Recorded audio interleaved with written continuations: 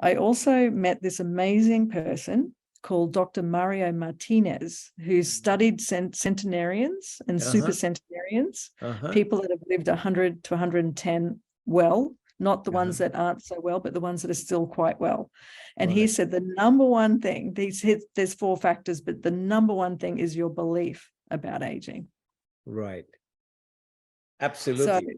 So the time and space, having no time and space about aging.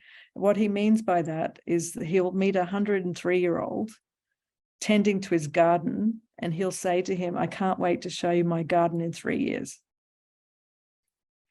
Wow.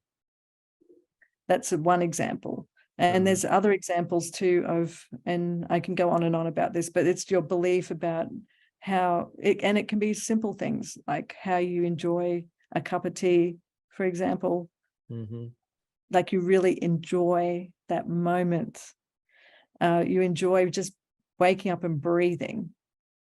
So that belief that you're, and Eddie Jaku talks about this in his book too, and I see it in my own life and others. It's just loving to be alive drives loving to be alive, which drives loving to be alive across your lifespan.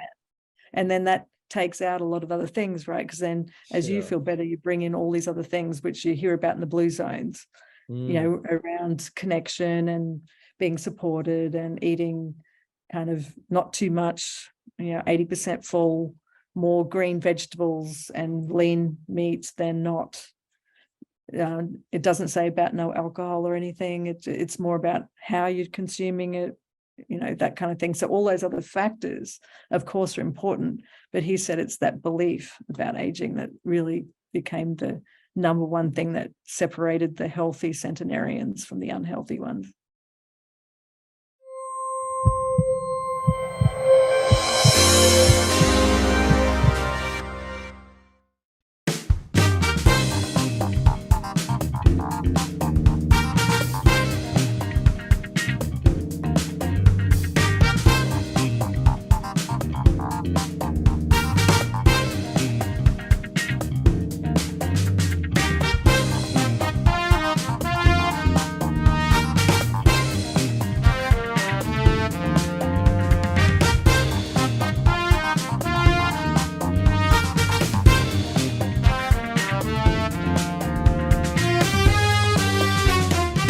Welcome everyone to HEARTtalk, coming to you live from Kota Kinabalu in Sabah in Malaysia.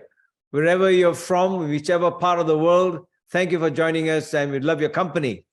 Today is a big day, it's an auspicious day because we have a terrific guest with us. And I want to start off by saying these words. The brain's natural ability to change itself and rewire itself to changes in our thoughts, our feelings, and our experience of life itself is the most powerful revolutionary testament to the power of what is called neuroplasticity. You know, Professor Dr. Selena Bartlett is my guest today, and I'm so honored to have her with us because she is a brain health and fitness leader focused on how to build brain resilience to enhance mental strength and lead a healthier lifestyle. Dr. Selena is a world authority on the role of neuroscience and neuroplasticity in the brain health. And after studying the brain for more than 30 years, it is clear, according to Dr. Selena, that to understand the brain as a muscle that needs daily training changes how we view people's behavior. The future of brain science is personalized and preventive. And it's also important for us to know that she was awarded the Laurie Austin Award for her contributions to neuroscience by the Australian Neuroscience Society. She was a recipient of the Outstanding Achievement Award and the Biotech Research Award and was an ambassador for the Women in Technology organization. Professor Bartlett is also the host of the Thriving Minds podcast, and I encourage all of you to tune in and listen to it because it's got really a huge amount of interesting topics that are discussed. She's also written over 100 scientific research articles, launched 3 books to raise awareness so brain health becomes everyone's business rather than someone else's problems. So would you join me today and welcome at this lunchtime for a light and easy conversation with the one and only Professor Dr. Selena Bartlett. Welcome, Selena. Come join us. Thank you for having me. I'm very excited to be here, and this is my first podcast into Malaysia, so that is very exciting. Oh, it's a pleasure. It's really a tribute to have you with us, and we are honored to have you. So thank you so much. You know, as I was reading that, I was thinking this morning, I was preparing my conversation with you, and I was reminded of Stevie Wonder's song. He sings this song called "You Are the Sunshine of My Life," and I put in the word Selena, and we will always stay around you because you have become a sunshine to so many people's lives because of your work. And I want to congratulate you for the amount of years that you have researched and brought a better understanding of how we can live a better life. So on that note, thank you and congratulations, Selena. You are for the right time, for the right moment. And so we want to welcome you in. And I want to say this, that to think that the adult brain changes with every input that comes in means learning is for life and life is for learning. So let's start there, Selena. I mean, how did you get onto this journey that has now ignited the brain? And I've got one here, right here with me, and it's a model that I borrowed from my colleague next door. And I wanted to do this in front of you and in front of her. I've never hugged my brain. And I can tell you one thing, it is a beautiful feeling that the first time in my life, 40 years in the medical doctor in my career, to be able to hug my brain and respect it for this wonderful organ in the body. So Selena, tell me, talk to us. How has this brain life mattered to you so much today? Well, I was a pharmacist, as you are kind of aware of, and I was probably what many people would be feeling that are listening. I was probably just a player in my life at that point, and I didn't really know what I wanted to do, but my sister got really ill during this time. Mm-hmm. And I was with her in a mental hospital in Brisbane, and she was 21 at the time. And I was became shocked at what was happening to her. And it became very clear to me during that time that we didn't know how the brain worked. Right. Because if we did, there's no way what was happening with my sister would end up with that kind of treatment, which was like a straitjacket, overdose of haloperidol, etc. And so I stopped being a pharmacist, even though I still worked as one. I went back and did my PhD in neuropharmacology at the University of Queensland in Brisbane. And then I moved to Canberra at the Australian National University, the ANU, and I got trained by the top neuroscientists during that time. Right. And then during that time, I started to run out of techniques. So I couldn't really see inside the brain at that point in the 90s. We didn't have the technology or the tools to light up the brain. And so then I moved to San Francisco, University of California, San Francisco, in the Department of Neurology at the Ernest Gallo Clinic and Research Center, it was called back then. And I ended up becoming a principal investigator and running a lab there for 12 years. Right. Now, during that time, I had very much a focus around addiction, not mental illness, because the models that we had to study it weren't very sufficient, and they still really aren't. So addiction is really good because you can create a model where you can understand it more sufficiently. And I didn't want to be working on something where I didn't really understand the variables or the inputs. And I think as a surgeon, you probably understand this really clearly because we were doing brain surgeries, but in animal models at that point. But you have to know what you're doing, don't you? You need to know the piping. You need to know the connections, the nerves. You can't just go in and cut everything because people end up really disabled.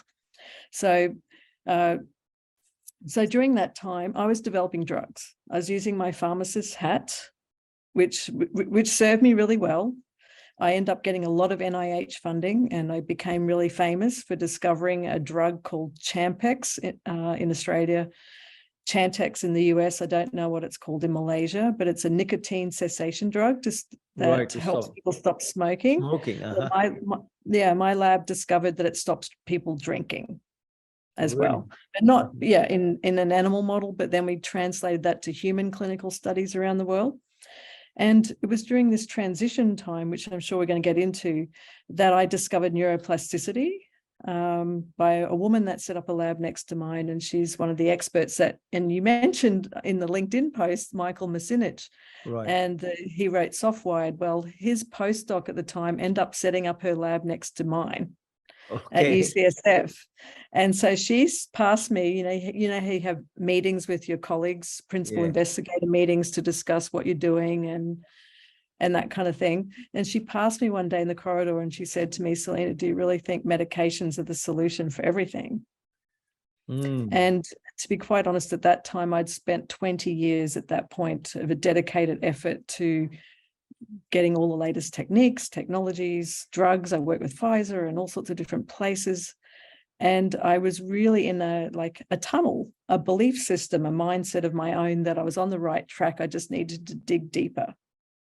And I think this is really relevant to our conversation about how we end up digging deep in our life.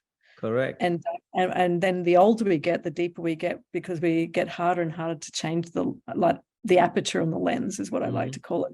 But I got lucky because for some reason I did change the aperture, and then I started to step back, and it was changing my environment, getting recruited back to Australia, transitioning back to Australia, that she planted seeds that I didn't realize until 3 years later that changed my mindset and changed my life and changed my lab and changed everything I did, and including my hair color at that point. But so it was this. So how I got into neuroplasticity is from having a background in being medically trained, also really getting deep in neurobiology and neuroscience and understanding all how the processes work in terms of publications and grants and the whole system. And that turns out to be very important to my development as a neuroscientist and understanding why and the potential of neuroplasticity.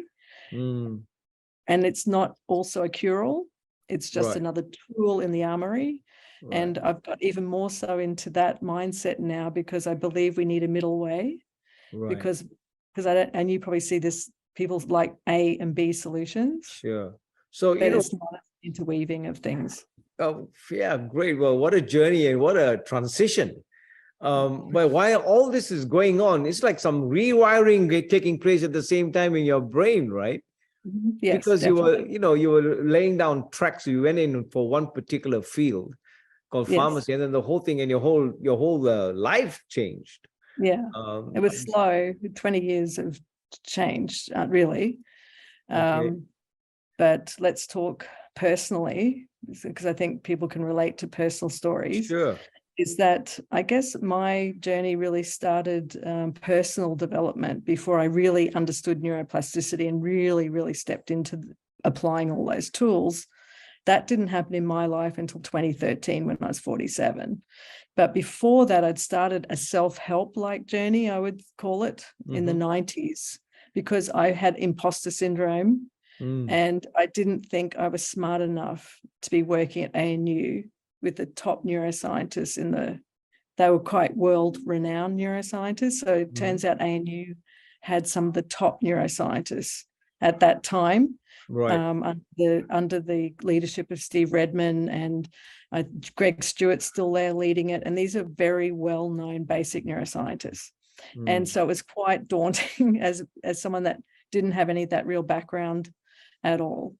So I started to have to open my own mind and start to believe in myself a little bit more than I had before that time. So I kind of went on the traditional book reading journey that people take. And as you know, the self-help journey, it's 90% of the same people reading the same books year in, year out, and meaning that the application is difficult. And now I understand why that is through the brain health scenario. Wow. So, yeah. The big change happened for me when I discovered sugar as addictive as alcohol and nicotine as well in my research lab in Australia. And, you know, I've come to see now that switching our mindset and our belief system is probably the hardest step. It is. I mean, I could echo that and play 10 times in stereo because, you know, you talked about personalizing it and the preventive aspect of it. But the word that comes out and leaps out right to all of us is the word change.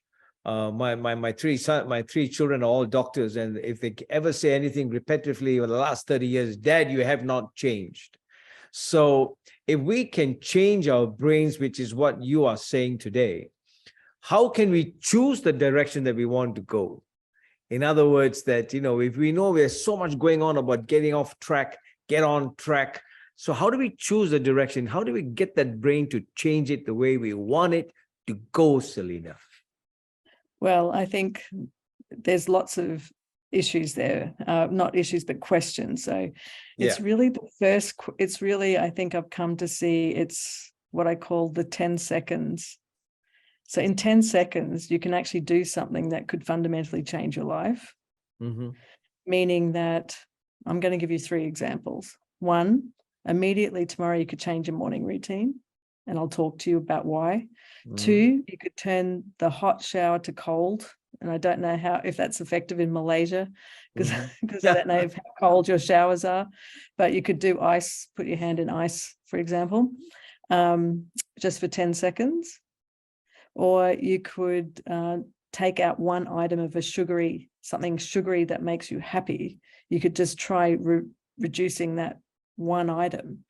And that 10 seconds of that choice to try something and ask yourself, am I willing to try this, is the 10 seconds that could actually change the whole direction of your life. Wow, that's powerful.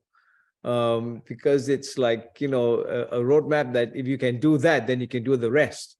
And that's the key, right? So I like the simple, I like the short, I like the sharp. And this is going to go to the Nobel Prize that was won recently for physics was on quantum entanglement. It's changed our understanding of physics.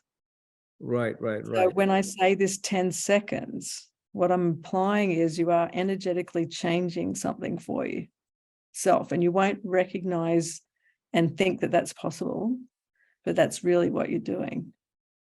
So, okay, go ahead. Sorry. You see what I'm, if you can follow the pathway forward from that 10 seconds. So that sounds really simple, and it's not just that 10 seconds, of course, but it's the 10 seconds. Like, how do we help people? You think about the tunnel that's created over generations of your belief system. So you're not just your belief, you're many beliefs, right? That are all the environments you're living in are creating your belief system. So you can't just ask people to change overnight. That's a big deal.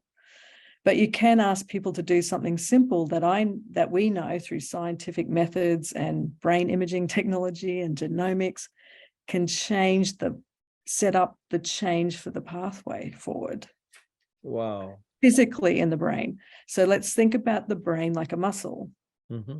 So when you go to the gym and you're pumping weights for your arms, you can start to see with time, not immediately, but you can start to see the muscle shape changing.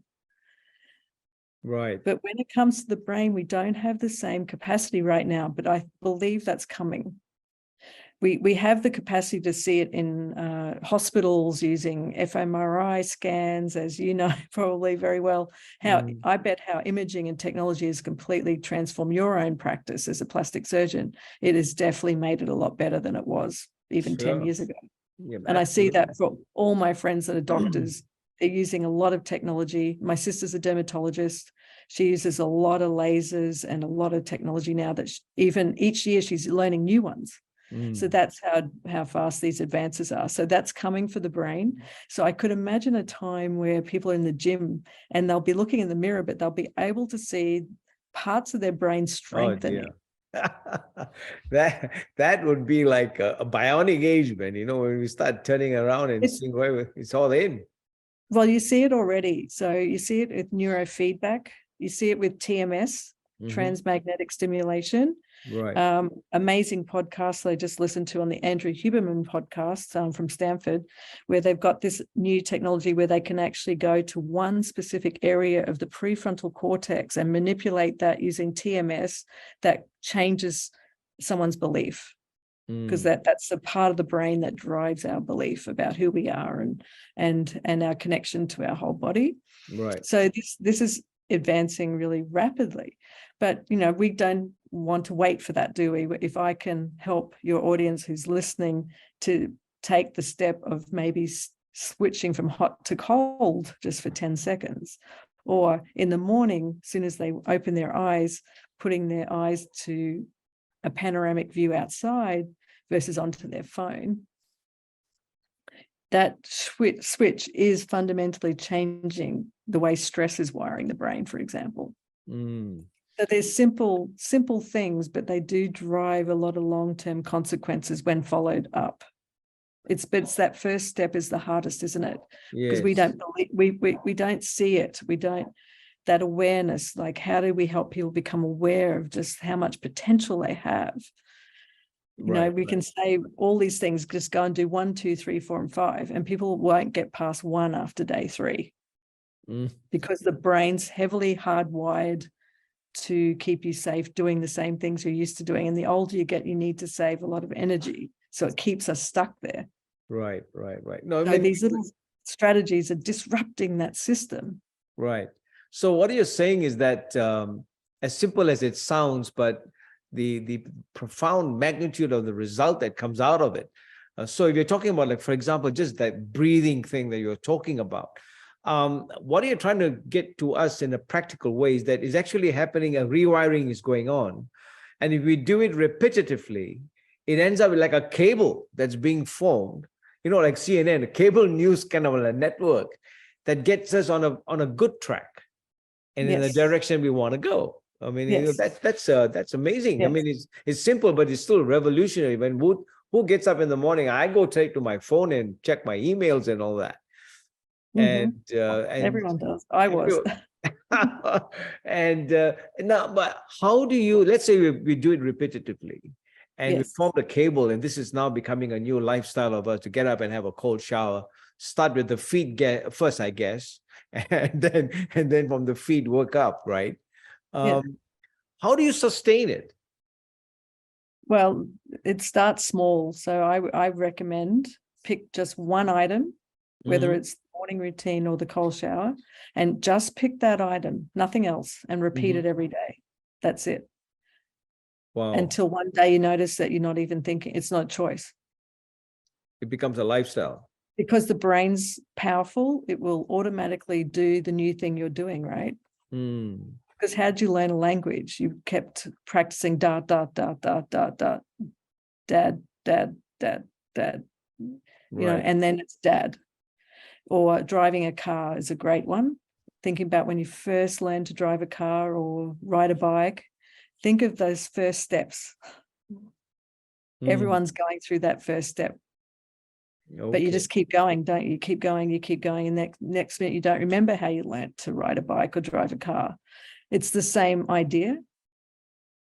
But now we've got to step back and say, what do I want to be thriving or surviving?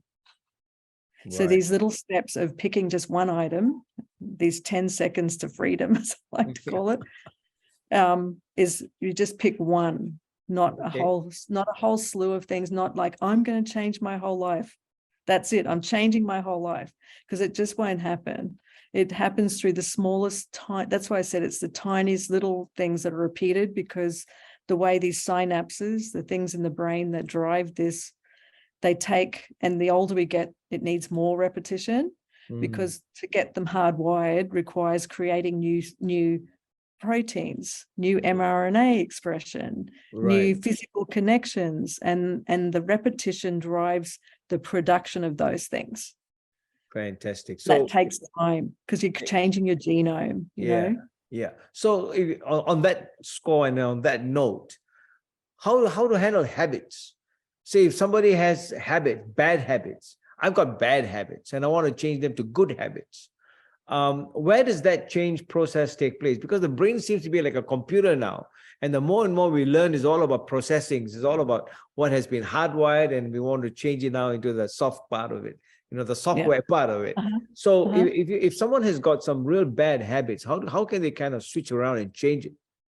Yeah, so there's a part of the brain called I don't know how much detail you want me to tell the audience, but there's a definite part of there's a part of the brain that we're creating a new habit. And then as soon as you've created that new habit, it gets switched into a different part of the brain called the lateral striatum. Okay. And that's now an automatic habit. But you don't get the new automatic habit until you've set up in this other section of the brain through this action sequence that we just described. So yes, we all have bad habits. Mostly we've inherited them, and many we won't even realize what we've been born with. We're not born a blank slate. So that's why we won't even know some of our habits. So I would not look at, that's what I was saying. The biggest thing here is to recognize that it's just one little thing at a time. Right. So don't think that you have a lot of bad habits. Just think, I'm going to try this one thing that I know leads to more, healthy, happy, strong feelings, driving up the positive neurochemicals by understanding my brain. And I've got to put stuff in place, because the biggest thing to do is to prevent the way stress is attacking the brain. Right. Because that keeps us stuck. That really keeps us stuck. Yeah. And so this morning routine, this culture, they're the things that help change the way stress is coming at the brain. Right. This you said a word that is I'm allergic to, which reminds me of Woody Allen, who is an American, he's an actor. And he was asked, Selena, he was asked this question. He said, Woody, what do you think? What are your views about death? And he replied and he answered, I don't like it. So the word that you've just mentioned is the word stress. And I know it played a havoc in my own life, that I ended up with a scar on my chest from open heart surgery. So stress is really the cause of all that's happening around us, isn't it? And yet we try to shun it away, because it becomes part of it's already wired in, Like as if it's from the time we go to work and the time we come back home, it's just S. And so I want you to kind of like touch on it, because I know I paid a big price. And one of the topics I wanted to talk about was stress. And you are like a savior for stress, How does one handle this whole thing on stress? I don't like it, but it's cost a lot of people problems, including myself. Talk to us. I think the thing about it that people won't be aware of is just that because of the way the brain architecture, the way the brain's been built over a long period of time, it takes in stress at a greater rate than pleasure and happiness. Right. So if we want to drive up positive neurochemicals and pathways in the brain, we as humans have to consciously drive it in. So we might think that we're handling stress, meaning we think we're spinning plates. I like to think of this image is you've got 10 plates spinning in the air, and people that are probably listening to your podcast are probably all high performers, or people that think that they can handle anything. And so they see a plate start to come down. And so they just grab the stick and poke it back up, and they're really relieved they got that plate back up there. And I'm speaking because that was me as well.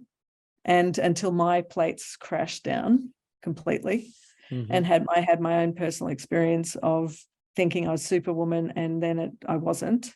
And that's before I understood all of these things. So understand your brain's always processing stress, because that's what it's designed to do, to keep you safe and alive. It's always looking for threats. Right. Always. Whether it's the way someone looks at you, whether it's how you're thinking about money, or whether it is money, whether it's your children, are they getting into where you want to go? Your career. There's so many of these factors, and that's just what I call the superficial stresses. Because then there's the real stresses. There's real stresses that people are born into poverty. They're born, there's all these other things called the adverse childhood experiences work of Ander and Folletti out of California, that are the systemic stresses that we're born to. Some of us have more than others.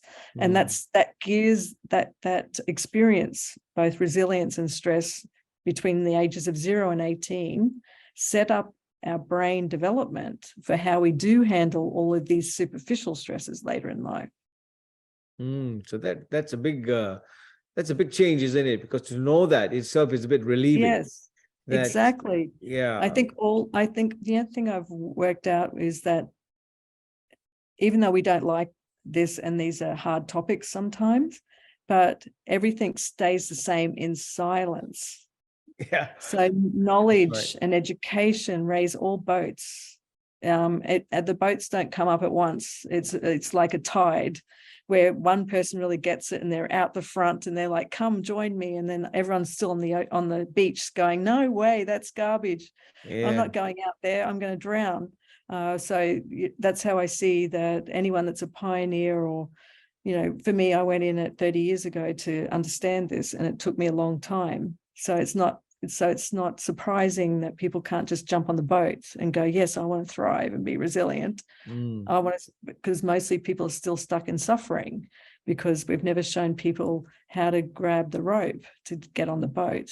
Yes. And that's what science, people are going to say, what are you saying? What's the advances? Well, I think the significantly two huge advances in my time have been our ability to see inside the living human brain functioning using functional MRI, which is people complete a task inside a scanner, then we can see which parts of the brain for the first time lit up.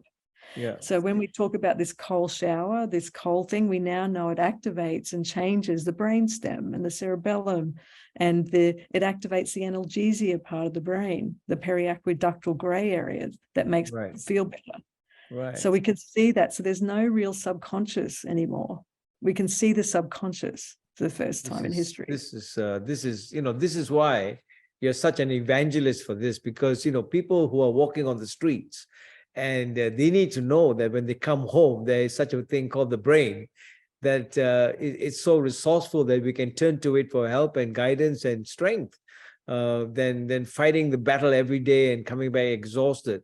Yes. I want to take you from what you're saying, Selena, to thoughts. Okay, because the mind is forever creative in its thinking. We're always thinking of something, right? And these thoughts all come to a constellation of that becomes a narrative. And a lot of people have developed narratives in their life with limiting self-beliefs. They can't do this and all that. How does one, with all that neuroscience knowledge, break free from that?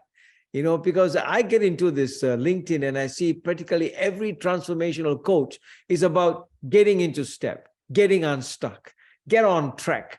And I keep telling myself, why is everybody on the wrong tracks in life? You know what I mean? So I think building the right narrative at a very young age is critical to living a long, healthy, loving life. Yes. You agree with me? This is why you call me an evangelist, which I don't really want to be. I just want to, but that's why I can't stop, because I think this is a fundamental thing and I do talks in schools for this very reason, and with police and child protection and youth justice, because it is a game changer. It is. Because the younger brains are more plastic, and what we're doing in society is we're starting to do a too far shift to this idea that people are fragile. Right. Whereas we're not fragile. We're actually incredibly strong and resilient, as you've seen. The stuff that you see humans cope with and thrive through is just incredible. But we tend to put the lens around our fragility. So I think this knowledge where we teach people, hey, this is what the brain looks like. We are humans, so we can actually do something different to animals. We can actually get into the top part of our brain, like you and I are having this conversation. And in 1 second, we can teach someone listening in the audience that a cold shower might be just the step or choice that they can try that might just get them unstuck. Wow. Because the reason I love this so much, the morning routine, the cold showers, doing something that's really novel, is because once you do that, if you don't think you can do it, and then you do it and you repeat it and you get stronger and better, then all of a sudden your belief system starts to shift. Well, I thought I hated cold showers, but There you look, go. I just did it. What else have I got this mindset around? See, it's the step into something that's a game changer, because you're starting to play around with the system that you're currently operating in. It's disrupting that system that you put yourself in. Yeah. I mean, this is revolutionary, Selena. I mean, this is not rocket science. This is real bad facts of life. Just step into the shower, start from your feet, work your way up to the back of your neck, where, the brain is connected to the spinal cord, get that whole thing cooled down. And the brain is already firing differently, I have another idea too for the audience. If you can't get, because you need to be under 15 degrees Celsius kind of thing. And I know you're coming from Malaysia. So one other thing that I learnt on my podcast with quite an amazing man called David Lee, and his doctor, who doesn't want to be named because he's booked out, is one idea is to stand on your, so just stand with your two legs straight, then lift one leg in front of you, and then close your eyes, and then try and hold that for 5 minutes. And it turns out this is a really difficult thing. And what he discovered was it really helped people with PTSD, meaning really extreme examples of people that are suffering. I think we all have some forms of PTSD, to be honest, from surviving in human life. I really do think that, but there's always extreme forms, right? People that have been on the front lines, first responders in war, COVID-19 on the front line. There's so many examples of people that have seen a lot of trauma in their life. That's part of their job, for example. Anyway, so this doctor talks about how he calls them cerebellar exercises. And it's just another way to do something. Is this area at the back of the brain, for those who are watching, the cerebellum, right? And this is for balance. Not for anything else. No, what he's shown and what the new research is now showing, it looks like the cerebellum is really important for emotional memories. And if they're really strong emotional memories that got wired in there through seeing something out, extraordinary the brain can't handle, it looks like they might go into that section of the brain. Right. And those memories aren't time stamped. Okay. Meaning that if it's really traumatic or really big, the brain will keep remembering that as if it happened right now, rather than 10 years ago. So what he's coming up with a hypothesis, he's a psychiatrist in Australia. His hypothesis is that by doing this leg exercise and other novel things like learning to juggle, you're actually changing the timestamp on those memories. Wow. Okay. It's revolutionary in some sense. He's been doing it for 20 or 30 years. In another sense, he's dealt with a lot of police officers and other people like that. And it's just another technique in my mind for people to see, to try something new. Yes. To say, can I do that? We're talking here on your podcast. What are the steps? Because I've come to see I've been doing this for at least 8 years now, trying to help people see neuroplasticity potential using all sorts of platforms and giving talks. And I guess the one thing I've come to now is that it's the belief and it's the mindset that dictates everything. And you keep coming back to it too. And all these self-help books keep being published year on year on year. And it's because without the brain being changed first, we'll always go back to safety. And that's what we know. And we just keep repeating what we know well. Whereas these steps of that 10 seconds to freedom, that 10 seconds to just ask yourself one little question, okay, I'm just going to flip the cold over.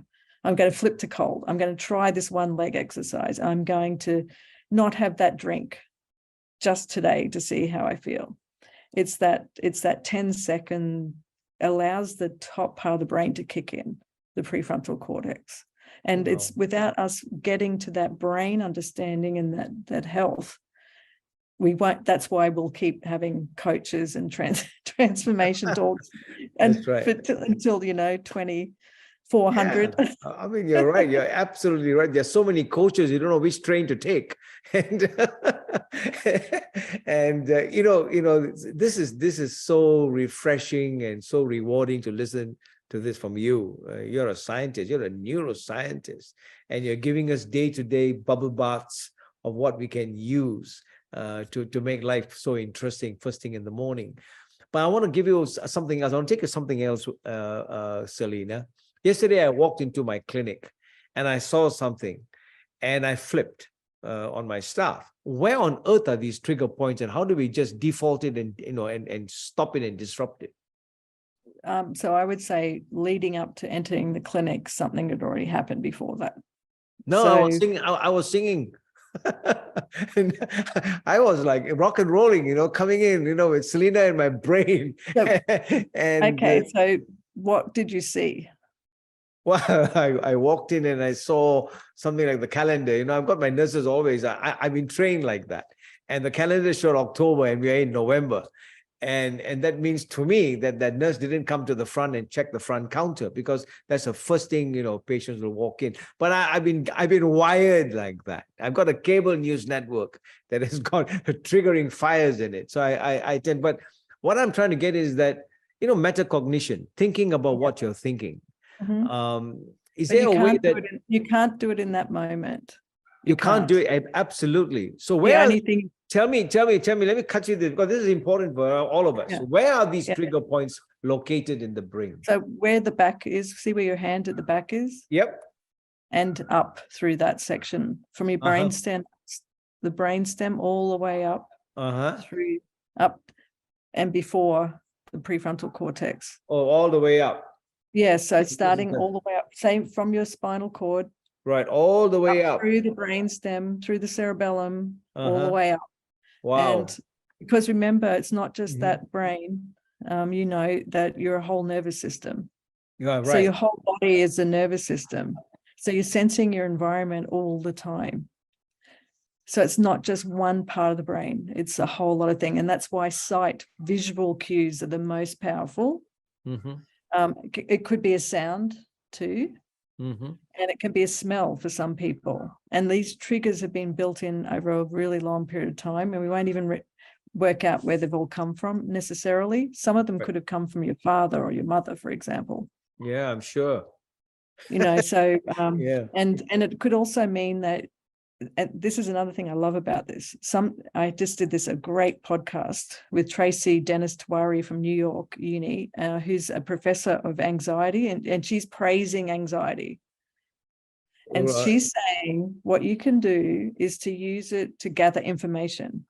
So why is that triggering you? Do you need to make a change in your life?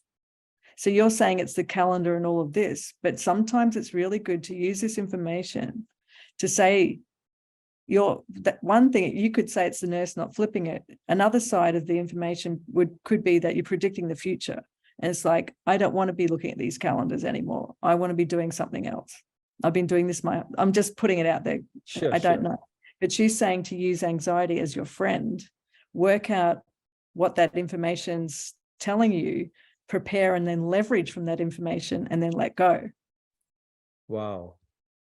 So she's saying that's not necessary that you need to get rid of all your triggers. It's to use the information that they're providing you to make the changes that subconsciously you want to make, but you're not enacting, for example.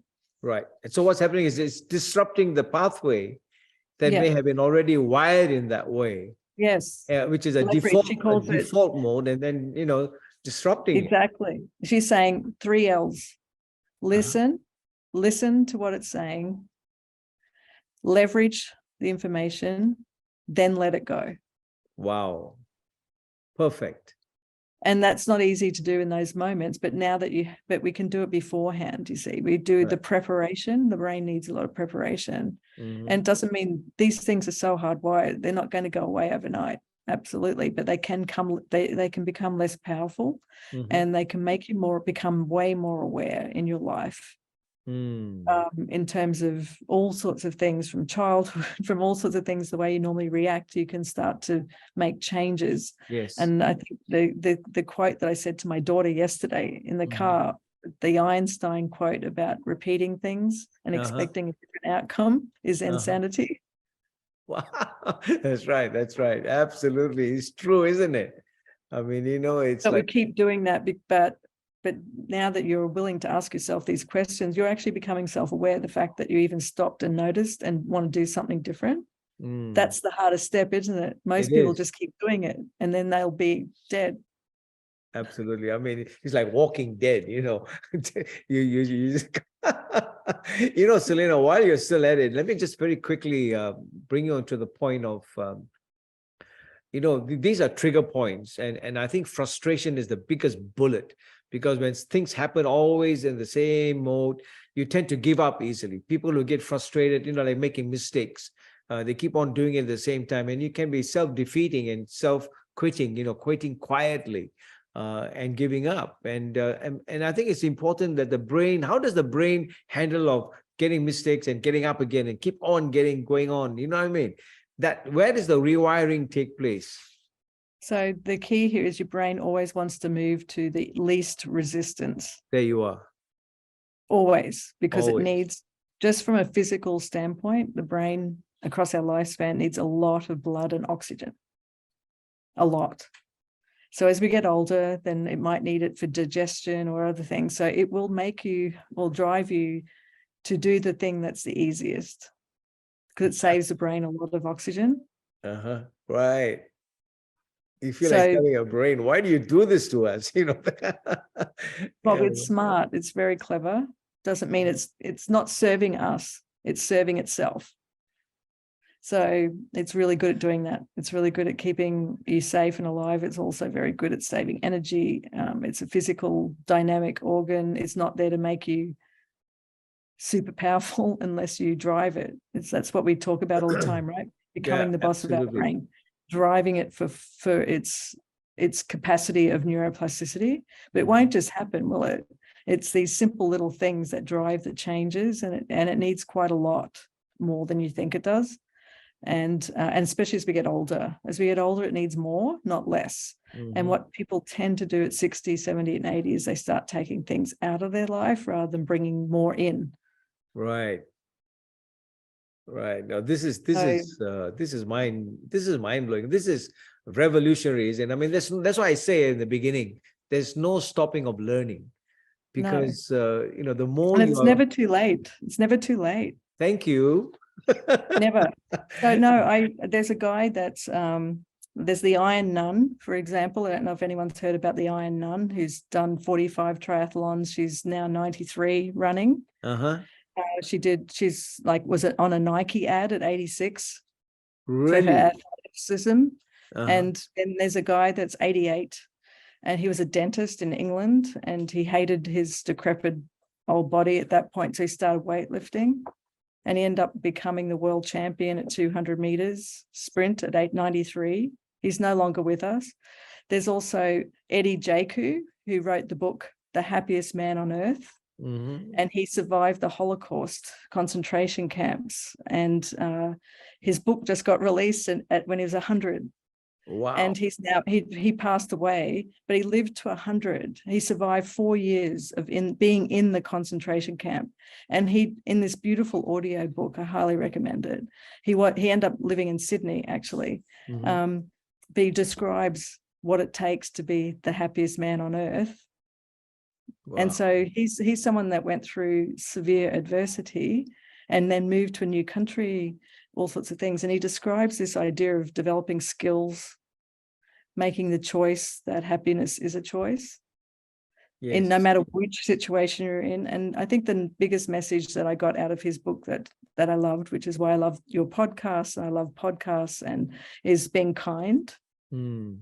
So when you give out information like this, you don't know which ears it's going to, you don't know who's benefiting. It's an extreme form of kindness. Yes, I think so.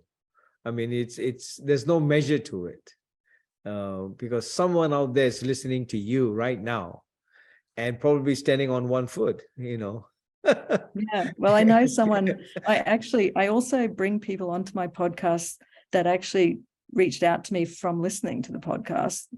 And there was a guy in South Australia called Guy McGillivray who looks after people. He's a psychologist. Mm-hmm. And I was on the radio in Adelaide talking about sugar.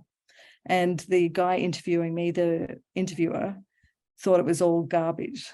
He said, no way that, he was kind of making fun at me and stuff like that. But Guy was listening and he goes, I was just like the radio interviewer. I love my sugar. Why should I have to give it up? And I'm not going to. And then all of a sudden something clicked in him. And then he started to listen to the podcast. And then all of a sudden he just said, I'm going to give it a go. And he did. And all sorts of things flowed from that choice, all sorts of things. And he's on my podcast. Yes. Listen, so I'm saying it was one choice thing. to open and ask himself the question, what if? Right. And I think that's what we keep asking, that we've got to ask ourselves the question, what if, No, listen, I know we're coming towards the end when I've got a few more questions up my sleeve. It's a whole gamut of things that we have covered today, and I love you for that. But talking about sugar, I am a sugar addict. I love my ice cream. I love my cakes. I mean, I can smell a chocolate, even though there's no smell. You know what I mean? I've got my brain on a radar to go and get my treats and my, tell me in the next, 5-10 minutes, can I be freed of this addict? Because it's caused so much of havoc to me. Yes, yeah, absolutely.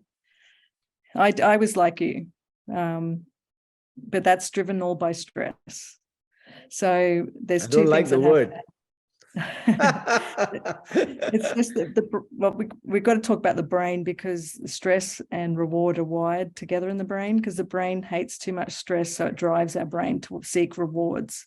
So when I give presentations to people, I always say, how do you even know if your brain's stressed out? And the way to know that is by what you're eating. Wow, okay, that's important. That's how you know your brain, not whether you want to say you are or not, doesn't matter, because the brain's processing it. Remember, it's wiring it, it's wired by it, and it's wired over generations. So when you're seeking those rewards, it's a great way, that's why I love it. It's a tool for you to now know your brain's stressed out. Okay. So you can't just go off something that you've been using to medicate stress. With some people it's alcohol, some people it's gambling, some people it's work. We all are addicted to something. For me, it's running. So I'm just coming off running at the moment.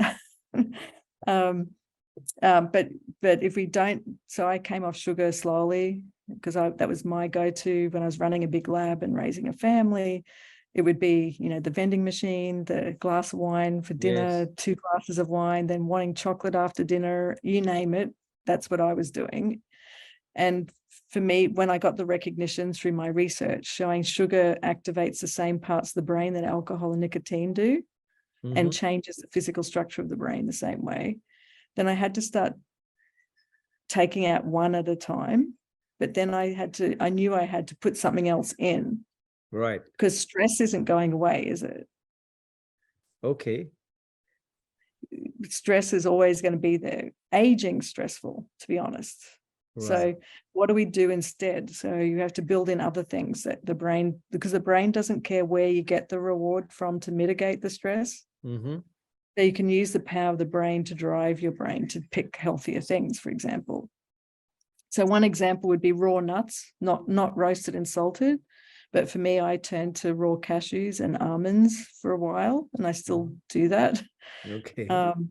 And then these showers, the morning routine, all of those things are dampening the way stress is wiring the brain, which means you'll seek less of those sugary rewards too. So there's lots of steps. I mean, I wrote my book, Smashing Mindset, specifically for this purpose. Oh, we've got to get that. I'm addiction neuroscientist. Right. And so always remember, addiction is medication for stress. Fantastic. I mean, oh gosh, I should have met you 30 years ago, because then I would have, had nothing but addiction more of other things than stress. But I'm a big advocate as we close on smart aging. It's part of my practice because just the fact of aging is just a side effect of living. And we talk about always the free radicals, and I call them biological terrorists, because the very fact that every cell is living, there's these bad actors that come out and cause destruction. Now, well, tell me, sugar is very inflammatory to the thank body. you for telling me that at 155, because but it's true, because it's eaten up all my vessels to my heart, as stress is the main culprit. But what about brain aging? Can we now, I've always talked about, and I told you about Robert Boyle and the prolongation of life. Can we prevent brain aging? I mean, we're talking about longevity today, and people are living longer. So by all the steps that you have nurtured and told us today, I suspect that is going to keep us living longer, just like how the telomeres, can stretch out and give you, There's no doubt about that, but there's so many other confounding factors related to genetics. And I don't want to put out there some Pollyanna story about longevity, because I understand that there's some genetic diseases and all sorts of factors where people die at different ages related to nothing to do with them. They're living really healthy, beautiful lives. They're great people, but they get really bad genetic mutations that might drive cancer or other things. But they've lived a great life, probably better than someone that's lived a long life. You know what I mean? Sure. So, but yes, there's something. Let's just talk about some little things that you can do. I think what I've come to see is the number one thing that's probably really important as we age is preventing falls. Right. Because falls, as you get older, lead to all sorts of unintended consequences, which is that just happened to my mother. But so how do you do that? Well, you've got to be strong skeletally, which means you've got to have strong bones and muscles and internal core strength. Right. To keep you to respond well to all sorts of things that you may not see, right? Which is what being able to prevent a fall, or being able to pick something up quickly, reflex action, that's coming from your fine motor neurons and your motor neuron system. And so what they've shown recently in terms of indicators for early onset dementia, if that's the part of aging you want to focus on, is that grip strength. Right. And being able to stand on one leg with your eyes closed. And some parts of cognitive training are predictors of early dementia. Okay. So building this motor neuron strength and moving your body is an essential ingredient outside just making you feel well. It's also really good for strength across your lifespan. So I think that's a big one that will help people extend their life. I also met this amazing person called Dr. Mario Martinez, who studied centenarians and super centenarians, people that have lived 100 to 110 well, not the ones that aren't so well, but the ones that are still quite well. And he said the number one thing, there's 4 factors, but the number one thing is your belief about aging. Right. Absolutely. So the time and space, and having no time and space about aging. What he means by that is that he'll meet a 103-year-old tending to his garden, and he'll say to him, I can't wait to show you my garden in 3 years. Wow. That's one example. And there's other examples too and I can go on and on about this, but it's your belief about and it can be simple things like how you enjoy a cup of tea, for example. Like you really enjoy that moment. You enjoy just waking up and breathing. So that belief that you're, and Eddie Jaku talks about this in his book too, and I see it in my own life and others. It's just just loving to be alive drives loving to be alive, which drives loving to be alive across your lifespan. And then that takes out a lot of other things, right? Because then as you feel better, you bring in all these other things which you hear about in the blue zones, around connection and being supported and eating kind of not too much, 80% full, more green vegetables and lean meats than not. It doesn't say about no alcohol or anything. It's more about how you're consuming it, that kind of thing. So all those other factors, of course, are important. But he said it's that belief about aging that really became the number one thing that separated the healthy centenarians from the unhealthy ones. Oh, that's a beautiful place to close, where we just have the feeling of loving life, and I think Robert Boyle 350 years ago said it right. The number 2 point was the recovery of youthfulness. And no matter what age you are, but if you're feeling youthful from the inside, that itself is a winner, and no age can defeat that. So on that note, I want to thank you, Selena. You've been such a blessing. I love you for all your work. Thank you for all these nuggets of wisdom. And it's very important that, you continue to be with us, stay with us, and be mindful of us. So that, so let me end by just hugging my brain. And thank you for making us brain conscious, because it's very important that we stay alive to be able to enjoy this life. And we owe it all to you. So once again, thank you for joining us on HEARTtalk. And for those of you who have just joined us, or just halfway through, this is recorded, and you can have Selena for life by following her on her website. How do people get in touch with you, Selena? How can they track you? So I have a podcast called Thriving Minds. Uh-huh. And then I have a website called Prof, P-R-O-F, Selena Bartlett, S-E-L-E-N-A, Bartlett, B-A-R-T-L-E-T-T.com. Okay. And I also have a book called Smashing Mindset that's for a general audience around some of these topics. Wonderful. Fantastic. Keep it coming. We need you.